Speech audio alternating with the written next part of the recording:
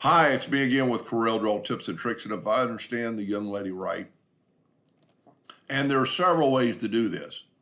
She wants a 10-inch box, but she wants boxes that are 1 inch wide, a half inch apart, 1 inch wide. She wants three boxes inside she wants three 1 inch boxes inside that are half an inch apart.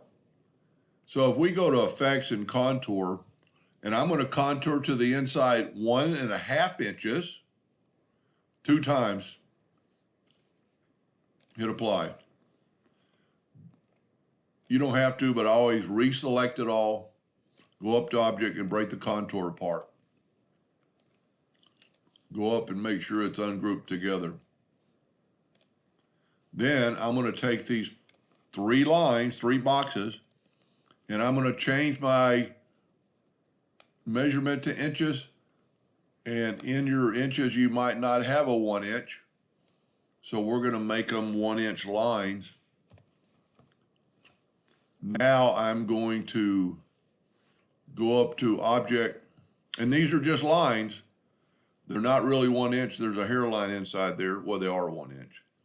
Convert the outline to an object. Then I'm going to left click, right click, and now I have three boxes that are 1 inch frames with a half inch between them. And we can prove that with a parallel dimension tool. Just make sure you hold it kind of level. Tell you what, let me make that wider so you'll be able to see it. So with your text tool, don't have anything selected. Go up here and go 48 points, click on dimension, and now when you write in the dimension, it'll be bigger font. There's 1 inch. There's 1 inch. There's 1 inch. And they are a half an inch apart. I hope that was understandable, and thank you for watching.